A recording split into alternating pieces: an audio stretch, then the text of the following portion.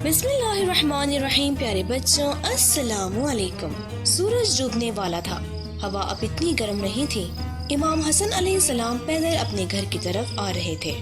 امام حسن علیہ السلام کافی تھک چکے تھے، اس لیے ایک درخت کے نیچے بیٹھ گئے اور کچھ سوچنے لگے.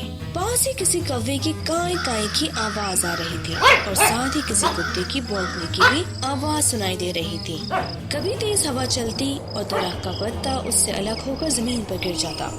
امام حسن علیہ السلام کچھ کھجورے اور روٹی ایک سفید کپڑے میں لپیٹ کر اپنے ساتھ لائے تھے. امام حسن علیہ السلام نے وہ سفید رومال کھول کر اپنے سامنے رکھا تاکہ تھوڑی روٹی اور کھجور کھائے. امام حسن علیہ السلام نے روٹی کا ٹکڑا توڑا اور اس پر ایک کھجور رکھی. ابھی منہ میں ڈالنے ہی والے تھے کہ جھاڑیوں کے پیچھے سے کوئی آواز آئی. امام نے اپنا ہاتھ روک لیا اور فرمایا، کون ہے؟ جو بھی جھاڑیوں کے پیچھے ہے وہ سامنے آئے. امام حسن علیہ السلام نے پیچھے مڑ کر دیکھا لیکن کوئی دکھائی نہیں دیا.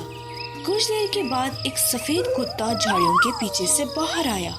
کتا کچھ دیر کھڑا امام کو دیکھتا رہا اور پھر آگے آیا. امام مسکرائے اور فرمایا، اچھا تو تم تھے، لگتا ہے تمہیں بھوک لگی ہے. تب امام نے روٹی کا ایک ٹکڑا اٹھایا اور تھوڑی دور کے فاصلے پر کتے کے لیے رکھ دیا. کتا روٹی کھا کر پھر سے انتظار کرنے لگا.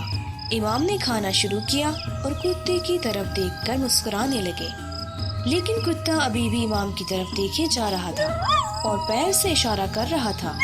امام نے اسے دیکھ کر فرمایا، لگتا ہے تم بہت بھوکے ہو. پھر امام حسن علیہ السلام ایک لقمہ خود کھاتے اور ایک لقمہ کتے کو دیتے. کچھ دیر کے بعد امام حسن علیہ السلام کا ایک ساتھی وہاں آیا. اس نے جیسے ہی کتے کو دیکھا زور سے چلایا، یہ کتا یہاں کیا کر رہا ہے؟ کتا ڈر کر پیچھے ہٹ گیا. امام حسن علیہ السلام نے اپنے ساتھی کو روکا اور فرمایا، رکو، اسے مت چھیڑو.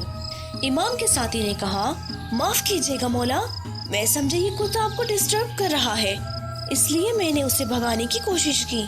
امام حسن علیہ السلام نے اپنے ساتھی سے کہا، خدا کو یہ پسند نہیں ہے کہ ہم کھانا کھا رہے ہوں اور ہمارے سامنے کوئی جانور بھوکا رہے.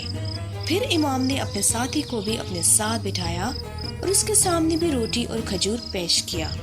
جی پیارے بچوں، ہمیں ہمیشہ اس بات کا دھیان رکھنا چاہیے کہ ہمارے سامنے بھی کوئی انسان یا جانور بھوکا ہو تو ہم اکیلے کھانا نہ کھائیں بلکہ اس کے ساتھ شیئر کریں.